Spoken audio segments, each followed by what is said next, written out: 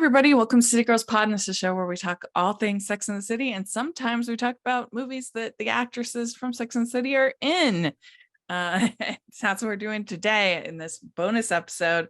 We are talking about The Family Stone. And I think it's going to be a very good conversation. I'm film critic Rachel Wagner, and Jax is here. Hello. I'm really excited that we get to go back in the vault a little bit here because I hadn't seen this movie probably since it came out. So I was definitely due for a rewatch. Yeah, it had been a while for me as well. It's interesting, this movie, because it is beloved. People, this is one they watch every year. This is really special to people. And so, yeah, it's one that I have a lot of thoughts on about why I think it does connect with people, and I guess the strengths and weaknesses of it. Yeah. So it came out in 2005, and this movie does feel, I think, extremely 2005. It's very married to the time period. Yes. For sure. Like even this family who, I love very much, and I'm a liberal person, they're a liberal family. There seems to be this thing of like proving that they're this certain kind of way in a way that feels to me very cringe. Yeah, so I guess we should just jump in. The movie is an uptight conservative businesswoman accompanies her boyfriend to his eccentric and outgoing family's annual Christmas celebration, and finds that she's a fish out of water in their free-spirited way of life. So overall, what did you think of this movie? Okay, so this cast is incredible, obviously. We have so many legends in one movie. We have Diane Keaton, who's just really incredible as the matriarch in this family. Rachel McAdams, in my mind, can absolutely do no wrong. I truly think that she needs to work even more than she already does. And she's playing a character that's a little bit off kilter in this one, which I think is a lot of fun. It's definitely a star-studded cast, and I would enjoy watching this cast do anything. I do think there's some wonderful holiday feels in here. And I think they handle the which we'll get into more, of course, but I think they handle Diane Keaton, their mother's illness, with like a lot of compassion, and it feels like there's a lot of truth in that. But there's so many moments in this movie that are so cringe. That's the word I keep coming back to. Like, it is heartwarming. It is funny. I love these actors, but I feel almost embarrassed for them with some of these plot points. So it definitely, in my mind, Rachel, I remembered this movie as being, I liked it, but it was sad. And watching it now, it was still, I enjoyed watching it, but I hadn't remembered thinking it was so cringe. But maybe 2005 Jax did not think it was as cringe as 2024 Jax does. What did you think of it? So, what's interesting about this movie is that I think that I can see why it does connect with people, but you kind of have to decide, like, is it a pleasant experience to see your own family or your own problems mirrored back on screen, or is it an unpleasant experience? Right. And for me, that would be unpleasant. I don't enjoy any of these people. And some people get a certain degree of catharsis from seeing kind of the family drama, sort of take place. I do think it has hurt, like you're saying with cringe, the fact that they like all just sort of switch partners is really cheesy, and the ending is tough. But to me, to buy that what happens with Julie and Meredith and Ben and Everett, I think is a lot. It is pretty cheesy, but I mean, I guess maybe they felt they needed that in order to give it those rom-com-y feels. I don't know, but yeah, I just don't enjoy watching these these people be just really, really like miserable to each other. That's Totally. not an enjoyable experience to me, but I can understand why for other people that really does work. Yeah, totally. I think it is tough in the fact that, you know, Sarah Jessica Parker's character is absolutely insufferable. And I think that was the intention. But then the Family Stone, they're actually kind of mean. So that Yeah. feels I mean, they really don't even give weird. her a chance. I mean, Yeah. yeah, she can be, and some of her stuff that I think is meant to feel very authentic doesn't come off as authentic to me. Mhm. But yeah, I agree. They don't even, especially Amy, Rachel McAdams' character, she doesn't even give her a chance. Mm. And it feels a little bit too much. I mean, I have to say, this brand of sort of dysfunctional holiday family film doesn't really ring true for me often. It's not my favorite. I just find it somewhat stressful. Totally. It's not, it has to be really funny. But I'm trying to think of one that, because even like the holiday season, gave a mild recommendation for that, but I didn't love it. The family was just so miserable. I didn't love that. Yeah. Um, I didn't love, oh, gosh, I'm trying to think. I mean, one that I really did enjoy was more was This Christmas. I like that one. That one's good. Oh And yeah. trying to think, was the other one Danny Glover in it. Oh, yeah, what? I've seen it. Almost Christmas. Yeah. Those two I actually enjoy. They're probably my favorite of sort of that genre, but I don't know, I find it kind of stressful. It usually they're not funny enough, and so Yeah. like with this one, I'm not laughing that much, and so I'm just kind of like, oh, this is um yeah. Yeah, I imagine like, and not that like it is there's some there's some great dialogue and I understand that this story does resonate with some people, but I also imagine these actors, agents getting the script and like maybe not being that thrilled with it, but being like, "Oh, Diane Keaton's in it. Mhm, Okay." mhm, Whoever signed on first, like I'm very curious because it would be very hard to yeah. say no to a project like this. I mean, we've got Claire Danes like in there, like doing I think she does really beautiful work as Julie in this, but there's all these heavy hitters in it, but that's what the appeal is. We've Mhm. got a Luke Wilson situation, we've got this is like the SNL joke, but is it Dylan McDermott or Dermot Mulrooney? It's Dylan McDermott. No. Uh the let's see here. I should know It's this. no, it's just funny because on Dermot SNL, Mulrooney. Dermot Mulrooney, yes. Dermot Mulrooney. Um, Lots of great actors, but just some tricky. I did think that it was nice to see to me what felt like I have a cousin who is deaf, and there it did feel like there was some very authentic representation in the family for that, which I enjoyed. Mhm. Um, there was just so much around everything else that Yeah. felt tricky. Ho, ho, ho. We'd like to take a second and thank our sponsor for this episode of the podcast. It's the Hallmarkies Patreon. Do you love Hallmarkies podcast, especially at Christmas? Do you enjoy the holiday previews, recaps, interviews, and bonus episodes? If the answer is yes, please consider supporting the Hallmarkies Patreon. We need your help to do what we do both during the Christmas season and all year round. But not only do you help a podcast led by strong, independent women by becoming a Patreon, you get to become a part of the Hallmarkies family. Starting at only $2 a month as a patron, you will have access to our Facebook Patreon group where we talk about the movies, shows, and more all year. We also have many monthly patron watch-alongs with guests like Lacey Chabert, Natalie Hall, Paul Campbell, Mary Lou Henner, and more, giving their behind-the-scenes details of their films. As a patron, you also have the chance to provide input into the podcast and even join us at different tiers.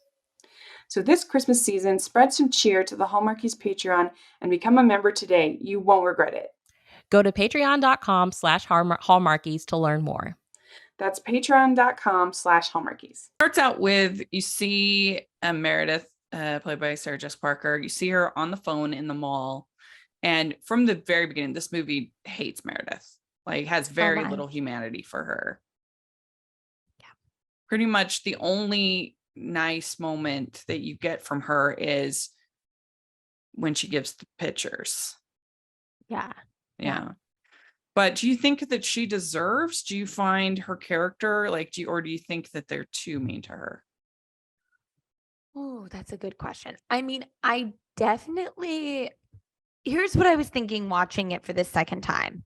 I think they're too mean to her out of the gate, but then as she goes on, I'm like, oh, you are bad. I thought that we were going to get more from you, that it was like, oh, you're just misunderstood. But like, really, she is pretty tough for me.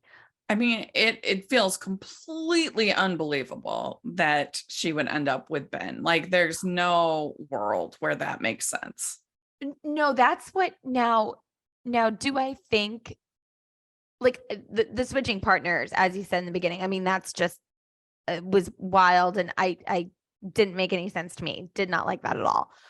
But that pairing is especially wild. Yeah. Like, it just, like, it makes a little bit more sense, like, especially the way you see Claire Danes' character and Dermot Mulroney looking at each other. Like, that makes a little bit more sense, even though he's laying it on so thick that he's in love with her in 2 seconds. I'm like, well, this isn't believable. But there's something about her that I get it. The fact that Luke Wilson and Sarah Jessica Parker's characters end up together, it makes no sense whatsoever. Why are they attracted to each other? Yeah, it really doesn't. And so also, so she comes in and she's taking Amy's room. So Amy's really upset. And I do like that they captured this house, I think, really well. And Yes. that they have, I guess, so many people that they're like making rooms that aren't even rooms. Like, this is like half a room. She can't even stand up. Right. Room.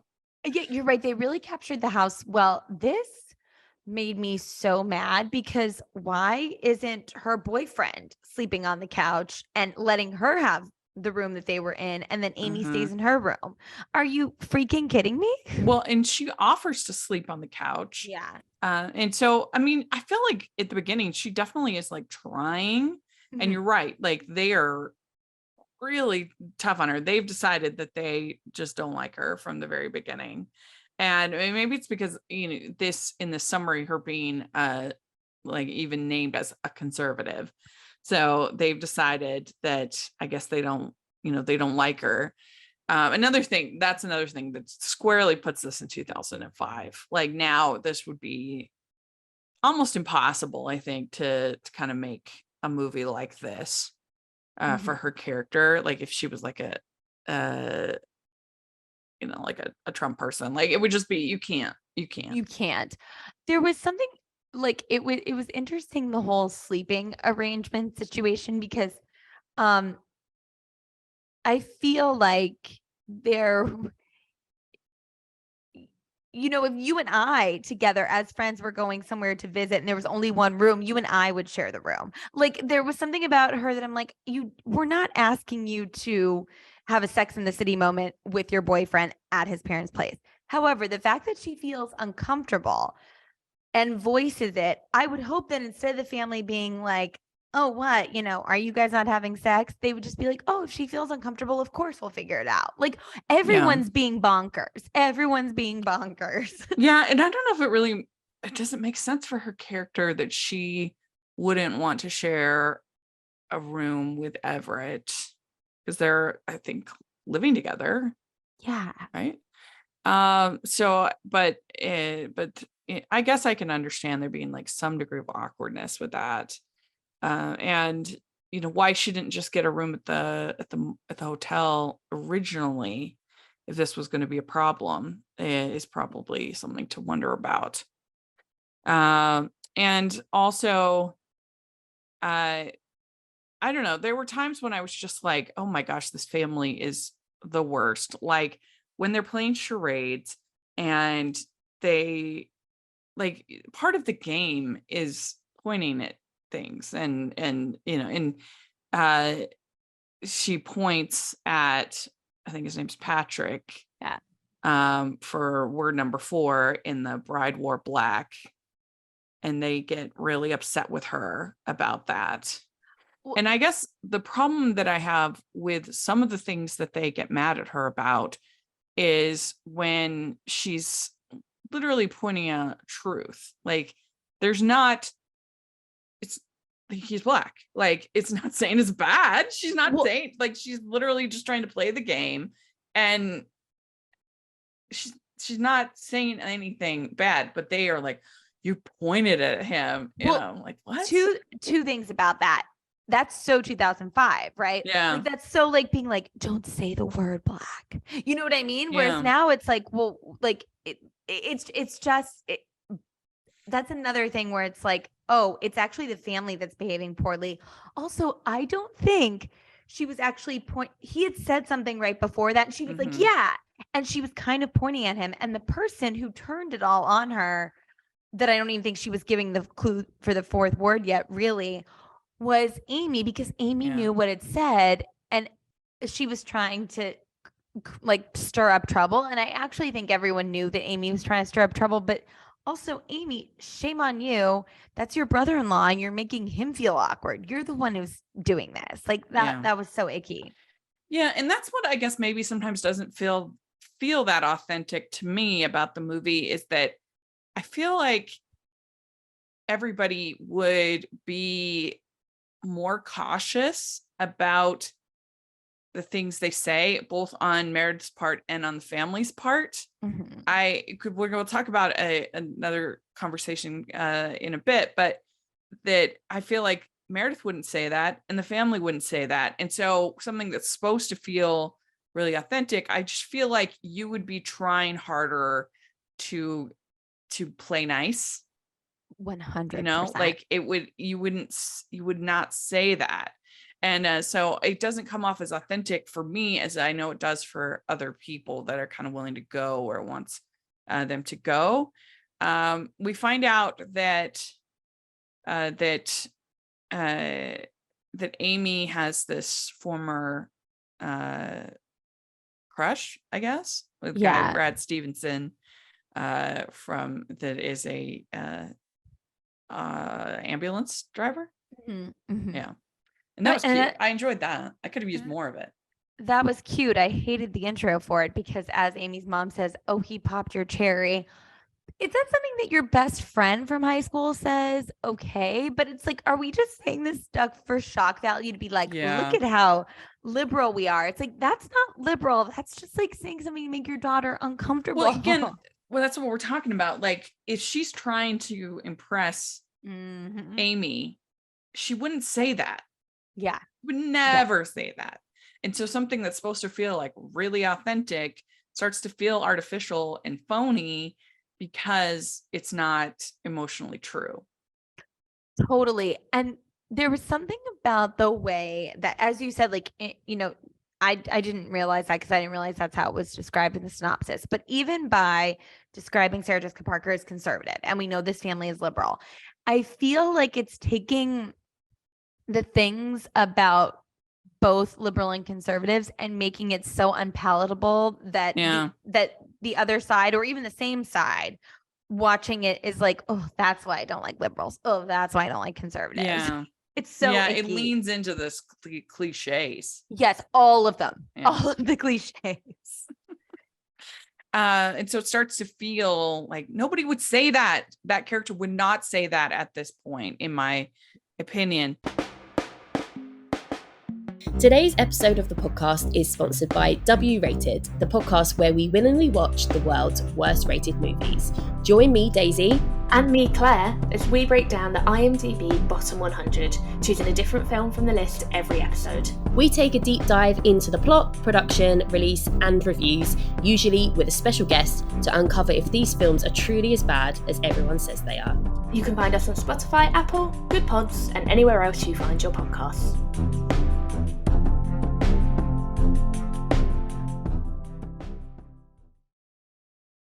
Conversation between Meredith and Amy says, I wish you'd give me a chance. And then Meredith says, I don't care whether you like me or not. Obviously, that's not true. She does care. And then this is where Ben tells Meredith that he had a dream about her. And I would say, I do think that that everybody is very charming as far as, well, actually, there can be really not charming, but I do think they have charming moments. Each character does have charming moments, and I think Ben has some charming moments. Luke Wilson is great; he's really good. I mean, totally. I mean, we have so many really incredible actors that it would be difficult for them not to be charming and not to be watchable and not to like them to a certain extent because they're so good. But imagine actors that are less skilled, or not even less skilled, but less recognizable, because we've already bought into these people. We already like them from other things that they've been in and we're fans. Yeah. I can't imagine watching this movie with another cast of people that I didn't already feel an affinity for. So did you have one of the siblings that you kind of bonded with or that you enjoyed the most? No. No. Did you? I kind of wish that we got more of Susanna, of Totally, Elizabeth yeah. Reese's character, because I did like her. And Thad is very sweet. He has some nice moments. They would probably be my favorite, but I did love when Elizabeth Reese's character went into her mom's room and like put her arms around her. I thought that was like very tender, that was a nice moment and beautiful. Such a nice moment. Like I feel like instead of where this movie goes wrong, like in my family, we have like very different personalities, all of us, and so it can be challenging and rewarding, once when we haven't all been together in a really, really, really, really long time. When we at least have most of us together, and we're able to kind of make it work, it's very rewarding. But I feel like instead of having these sort of caustic, angry, conversations, that's not at least what my family would do.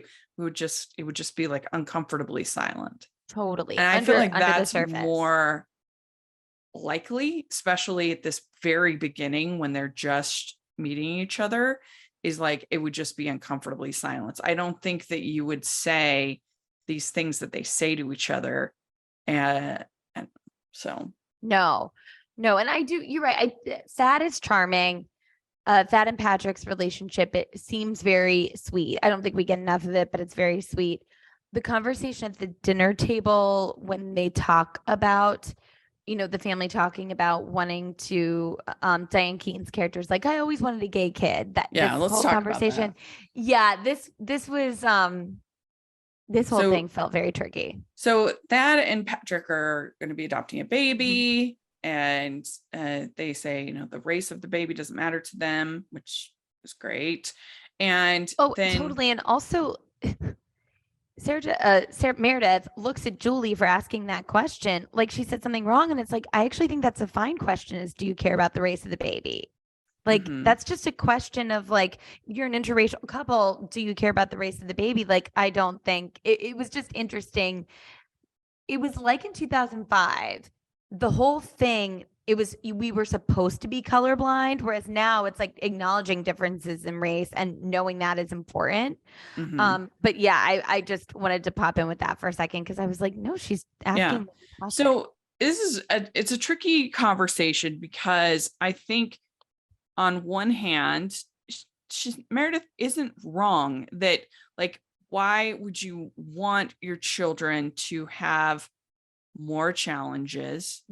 But on the other hand, first of all, I don't think that that this character would say that at this time. I just don't. I think that she would keep her mouth shut. Even if that's what she believed. And then they wrap it around her saying that it might be an environmental thing, that that I just don't think she would say any of that at that moment. And I obviously don't agree. I think that is true. It is very 2005 that, somebody would say that. But I like the other thing too, and I think that would have been the correct response, is that he would not be the person that he is if he wasn't gay. He would be a different person. And so you would never, like, I understand what she's saying as far as, like, we want, as parents, we want things to be as easy for our children as possible. And so for them to be like, oh, we wanted to have all of the children be gay, I think is kind of, again, it doesn't really feel that authentic to me, because I feel like, would you, like, it's trying too hard to be like, I'm crazy liberal. Like, it's too much. It's too much. Well, the thing is, I actually took that as like a total joke. Like, that she's there being like, we wish. I can see that. So this was like one point where I actually didn't blame the family at all, because I thought she's like, I was wishing all my kids would have been gay. And then Sarah Jessica Parker, I feel like, took it too seriously. And to your point, Rachel, her saying the first statement of like, oh, did you really want that? Because I was like, okay, a little weird. You didn't get the joke, but fine. Maybe it wasn't obvious as a joke. But the family actually didn't react very heated right away. They kind of were like laughing. And then she leans into it. She leans in. And that's where I was like, you know what? I buy that the family would have said that, because I think they're kidding. I kind of buy that she would have said that thing just without thinking, because she's like, wait, would you really want that? Are you serious? But then when she leaned into it, I was like, no, she wouldn't have done that. You would just be like, I'm so sorry. I'm so sorry. You would not like be like that. Yeah. When she keeps going and saying like, when you want a normal child and, things like that. And then I did like the moment after this where she says, I love you and you are more normal than any other. And that was a very sweet when the mom says that. And he is more normal than anyone in the family. But yeah, I guess I don't have the emotional investment because it doesn't feel like those characters would say that at that time. But I can see what you're saying as far as like her just sort of not getting the joke. Yeah, like, I know I think it was a weird setup, right? Because they're saying all these over the top things that make us feel like that they're not authentic. And then this moment, which I felt like could have been an authentic joke, we're not sure as viewers if it's a joke, because it's not obvious enough. And because of what we've seen before. If we had seen like just a family that was not pushing the buttons just to push the buttons, I'd be like, well, clearly they're joking, but they obviously love him the way he is, just like we take it normally. I do think the acting was great with both, even the dad when he's like, enough. Like there was something about it. And that was also just so hard to watch because Sarah Jessica Parker doesn't hear it and then makes herself the victim yet again. Like there was something about it that really angered me, not where she started, but where she ended up. Normal That's thing, a good way to describe it. Right? Like it just was like, she didn't think about like, hey, she didn't even think to say to Thad, like, or to Patrick, like, I'm sorry, I really screwed up on this. This is what I feel. Well, and then it makes absolutely no sense that Ben would then like pursue her and follow her and go to the drinks with her. Like I assume he has a fondness for his brother, and so why he wouldn't be also kind of defensive and be sort of turned off by this woman saying these things. And so it doesn't really feel that authentic to me. It feels contrived that that they would all of a sudden like end up as this pair. Totally. And, Sarah Jessica Parker runs upstairs and like slams the door in her boyfriend's face. And she's like, thanks a lot for helping me back there. It's like, baby girl, he has kind of screwed you over this whole movie with the way he's acting with this family. But this is the one instance where like all he did was be quiet and you dug yourself that grave. So be mad at him for the stuff before, but not now. Yeah. Yeah. I mean, I don't think that she would say the things that she says. And I don't think that she would lean into like we talked about. And, and then she's like, I love the gays at the bar. And it's just like, boy, you're just leaning into it even more. There was something about that too that was also like the 2005 cringe of thinking of Sarah Jessica Parker, thinking that that's, I mean, I know we didn't really have memes then, but thinking that that's something they're going to pull that's not just for the character, but like Sarah Jessica Parker. It felt very Carrie that moment. It felt very Carrie. Exactly. And I was like, oh, that's also what they're doing, which feels icky. Yeah. And then Ben says, you have a freak flag. You just don't fly it. And again, why would he think that? Like, what has she shown to him that he would feel that way? Nothing. Absolutely nothing. Nothing. This makes me think that Ben is just sick and is jealous of his brother and is like, how can I steal his brother's girl? Like there's something about it's like, you don't like her. But they really don't develop Ben's character at all. Like we do not get to, like, we don't even see, like, is there jealousy? There's no like motivation for the character. It's just one of those characters. It's not really a manic pixie dream guy, but it is in the sense of like, they just need him to be wherever he needs to be for the story, as opposed to like a real character arc for him. Absolutely. Yeah. We'd like to take a second and thank our sponsor for this episode of the podcast. It's the Hallmarkies merch store. Are you looking for that perfect gift for the postable, Hardy, or Hallmarky in your life? What about getting that t-shirt or hoodie that will help you stand out at your next holiday party? Now is the time to check out the Hallmarkies merch store. Full of festive designs by artists like Jessica Miller, Carrie from Hallmark Comics, and more. You can even have more than just shirts, but totes, cell phone cases, notebooks, mugs, and more. And it isn't just Hallmark. We have designs for Anna Green Gables, Man from Snowy River, The Nanny, and more. Every purchase at the merch store goes to help support the podcast and allows us to make the great content you know and love. There are frequent sales, so go to tpublic.com/stores/Hallmarkies or see the link in the description. That's tpublic.com/stores/Hallmarkies. Then we have Julie coming, because I guess she just can pick up and be available for the holidays at any moment. And that's Claire Danes. And then her and Everett really hit it off. And her and Meredith check into the hotel, and we also find out that the mom has cancer. Like Meredith can she just can do nothing right for these people. She tries to make coffee. The mom complains about the coffee, and then Everett asks the mom for the grandma's wedding ring, and the mom says no. Says, you're making a mistake. I won't give it to you. Which is, he wants to marry her? Like, really? Why does he want to marry her? Yeah, I have no idea. There is something that does that in actually a really beautiful scene. Diane Keaton says, marrying someone like won't keep me around, like, because I do think we have this idea sometimes in our lives that like, oh, if I'm doing this thing, well, that means that this person can't die. They've got to be here for that, and obviously that's not the way life works, but I think we do. Yeah, she says he's making this mistake and I won't be here to fix it. Yeah. So, yeah. I thought it was weird, that whole scene where she crashes the car.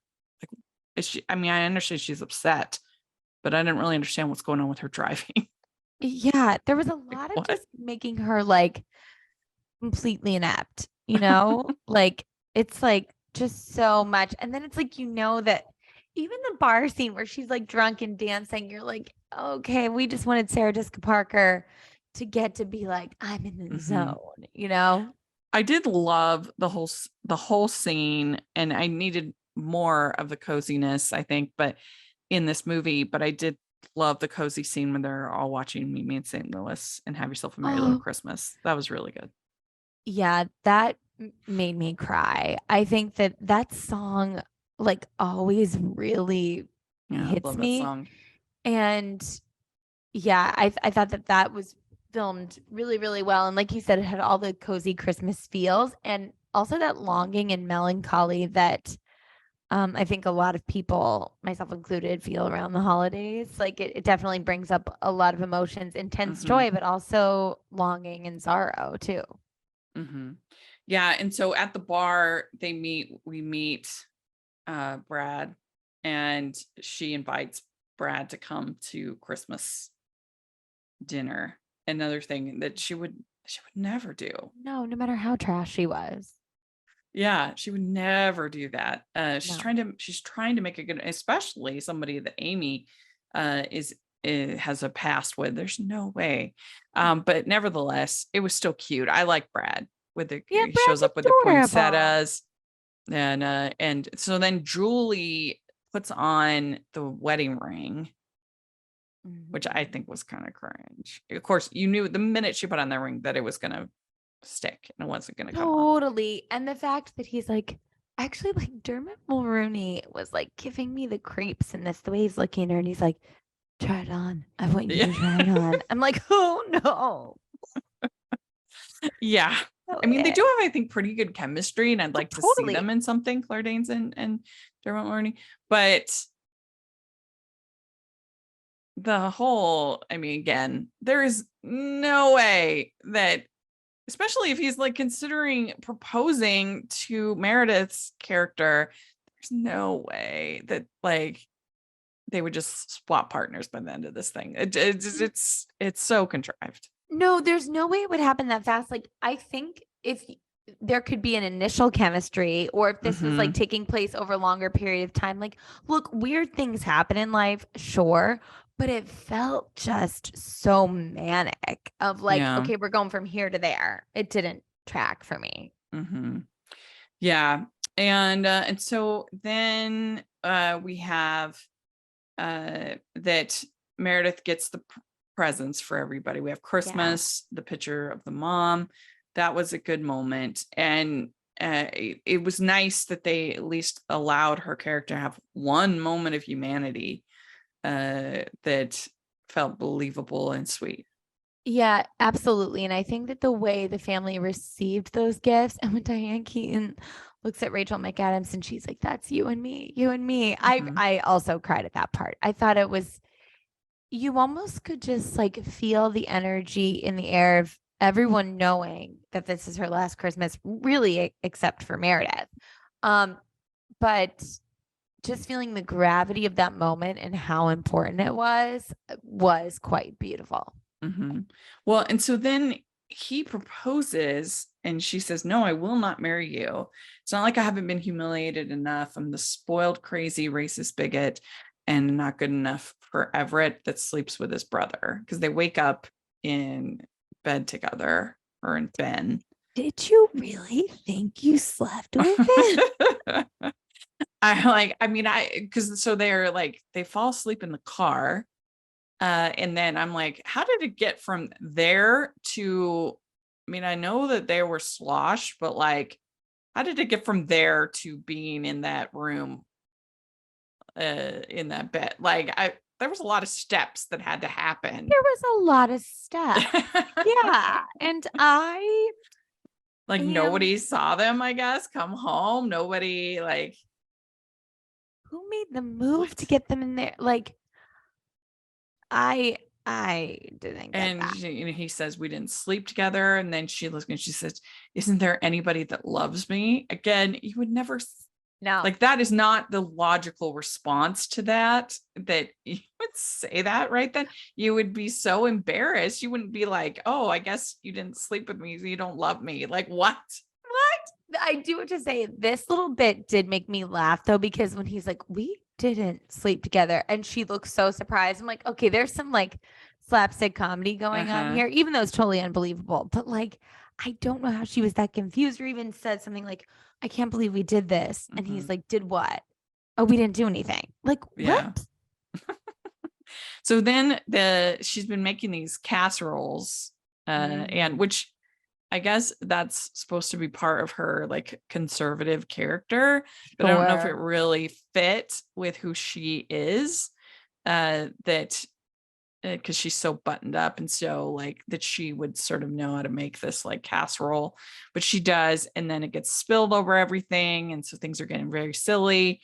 And she says, "I'm just fun." Yeah, it was kind of fun. And she says, I'm just as good as any of you. What's so great about you guys? And we get this sort of madcap antics, and we get Ben and Everett having this big fight. And he says, you don't even love her. Yeah, he doesn't. So you're right about that. Yeah. So Julie schedules a bus. And I do think that post 9/11, the bus meetup is kind of almost better than the airport. Yeah. The race to because you can still kind of have that like moment where you're rushing and get off the Totally. you can't do that anymore with airports. It's all with security and everything, and so Right. And I actually feel like it worked better with this, because does he even have her phone number? Like, there is something about it that actually does feel like, yes, lots of this movie doesn't make sense, but this actually fits with the world they've created. Like, he has to chase her down. Yeah. And then so then Brad gives Amy the snow globe, and they have a moment. It's cute. And then Everett goes after Julie in the bus, and then Ben says to Meredith, you smell like puke. Which is, and it was an effective moment because Julie gets on the bus, and then you see the bus stop, go a little ways, and then stop, and then she gets off, which was fun. And he says, I just wanted to ask you if you were doing anything for New Year's. And then you repeat the sounding joy, and the family is decided, I guess, now that they've switched partners, that they can have some joy. They're like, okay, cool. Yeah. AJ Curtis says, demented and charming, had some great conversations with my teenagers using the film as context. And then Marissa Serafini says, I love this movie, probably the most realistic looking portrayal of a family I've seen in a long time. Right back where we started from is my jam. Good balance of humor and seriousness, great cast. I mean, come on, it's a great film. And we have Becky, friend says, it's in my top 10 must watch every holiday season. I absolutely adore it.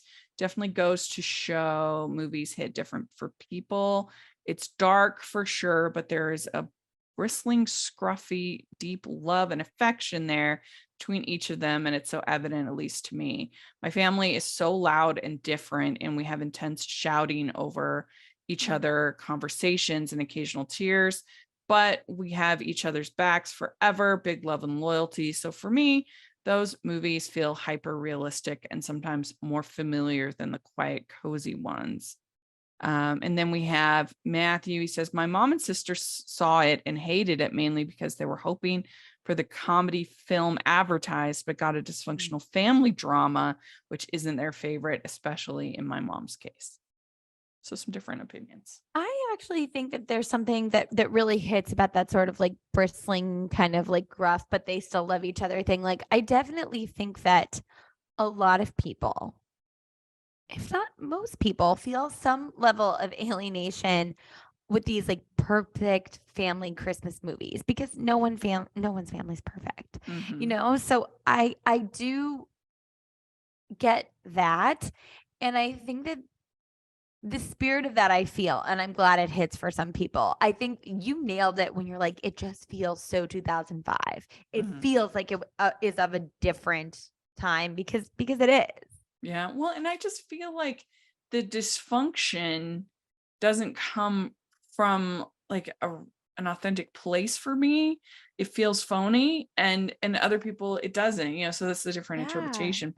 And so I just end up feeling like, oh, these people are really annoying, as opposed to like getting this investment that Becky and other people talk about. But I guess I can, just kind of, do you go where the screenplay wants you to go?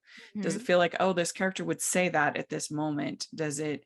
And I think there's better examples of this kind of thing. Like, I don't know, Dan in Real Life. It's not a holiday film, but that's one. Oh, I don't know that, it. Oh yeah, that's a really good one. Okay. With Steve Carell as a widow. Oh. He's a columnist. So he's always writing all this relationship advice, and he has these two daughters, and the daughters like hate him so much. Aw. And it's a fun one. There's a couple things. Actually, the relationship isn't great on that one either, but I still overall, enjoy that one. I don't know. So it's an interesting thing. It's just a question of like, yeah, do you connect with this family? Does it feel authentic, emotionally true? For me, it doesn't. And so I just find it kind of an unpleasant watch. Right. But then other people do. And so I can understand that. It certainly does have a great cast, and it does have some authentic moments. And again, as I think, particularly with the mom and her getting cancer, and some of those moments, I think are really work and feel like, family dealing with this. So this isn't going to make your must watch every holiday season. No, it is not. No. Yeah, I would probably give it like a 4 out of 10. I think I'd give it a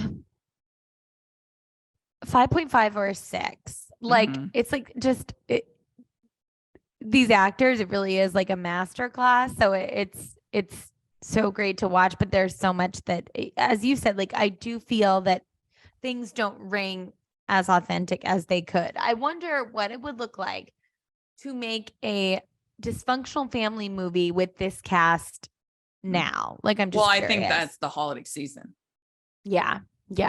Which I did give it a fresh. It has enough actual jokes that were funny. Yeah. That it did work for me, but the family is so unpleasant, and just so I was just like, oh. And the way that they treat Kristen Stewart's character in that movie really bothered me. I'm like, she should be with Aubrey Plaza instead. I was like, wait a minute. Can we just get rid of this family and make it about the love story between these two? Because I'd watch that movie. Yeah. I'd watch that rom-com. Yeah. I mean, in that case, you're talking about like a really conservative family as opposed to a liberal family. So it's like a little bit different, but I think that's probably pretty close to what we would get if it was done now. I really do. So, well, it's interesting. So let us know what you think of this movie. Particularly, I think I'm curious to know what people think of the charade scene and the dinner conversation scene. I think those are like the two linchpins of this movie. If you go with those two scenes and they feel like authentic and those characters would actually say that at that time, then I think you can go with this movie. If those scenes feel phony to you, like they do for me, then this movie's not for you. Yeah. I really do.